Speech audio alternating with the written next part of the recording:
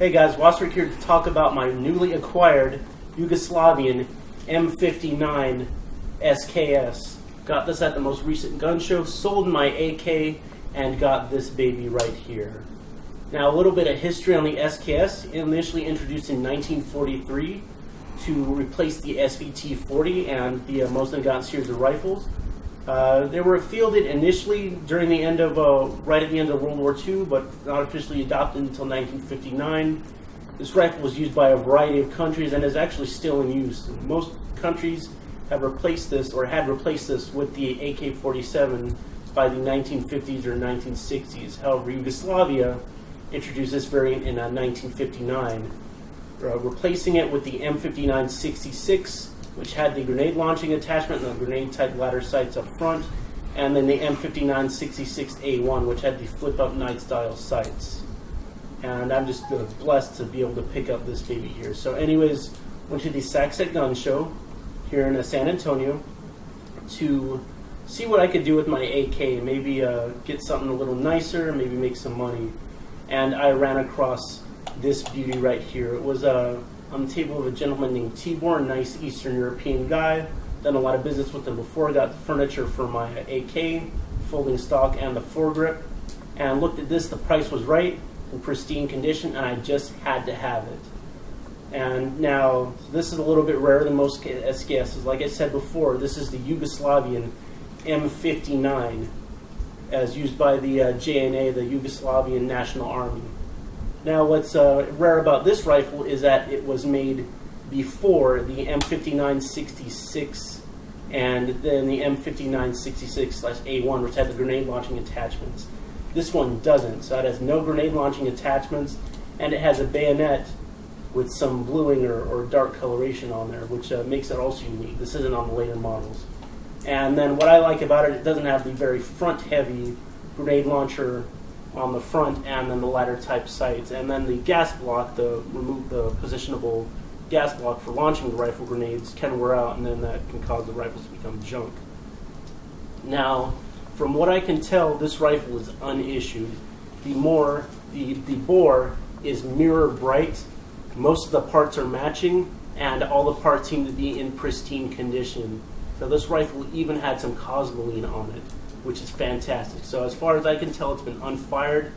The beechwood stock, common to all Yugoslavian models, is in absolutely pristine condition, and it has the smell of antique furniture.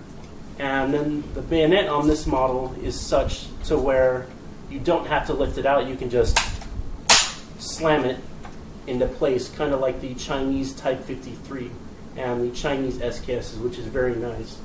So this is a beautiful, beautiful rifle. Now, I got rid of my AK to get this beauty because this is a much better shooting rifle. It's got a longer barrel, it's more accurate, it's better balanced, and then the method of operation results in smoother shots, whereas the AK, that long stroke piston system, it'll throw itself around. This is a short stroke piston, so it's not going to be as violent. There's a lot more mass, there's a lot less mass moving back and forth, so this is going to be a lot better.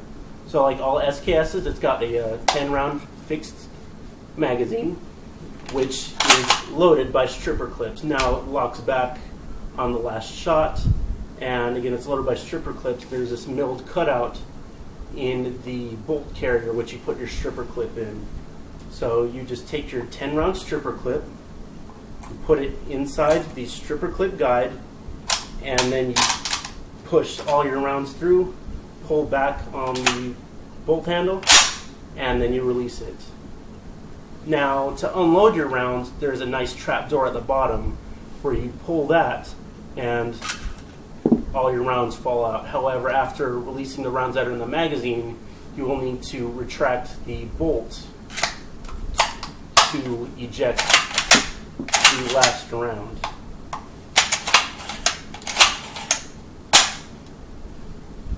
And then the bolt locks back and you're good to go here. Just a very, very cool rifle. And it's much better built than the AK series of rifles, especially this being a Yugoslavian model. All the parts are milled with little to no stamping of the parts, so very high quality, whereas the Chinese ones and some of the later Russian ones will be more stamped parts. This one is 100% milled, and it's got a longer barrel, more accurate, and then these are genuine military rifles. The AKs that you're going to get, unless you're some sort of dealer, are all going to be for the civilian market. They may have some military parts, but they are not going to be military rifles. So that adds a little bit of extra cool factor. So now I haven't shot this rifle yet, but eventually I'm going to get out to doing that sooner or later, and going to do some slight modifications to this beautiful rifle. Going to get the receiver cover with a rail, put an optic on it, and then my brother has some 20-round magazines, so I might be using some of that, but not going to tactical this out. Going to leave the original stock, and all that I'm going to do, or retain the original parts, is I'm going to at least get the receiver cover with the Picatinny rail on it to mount an optic, and maybe the 20-round magazines.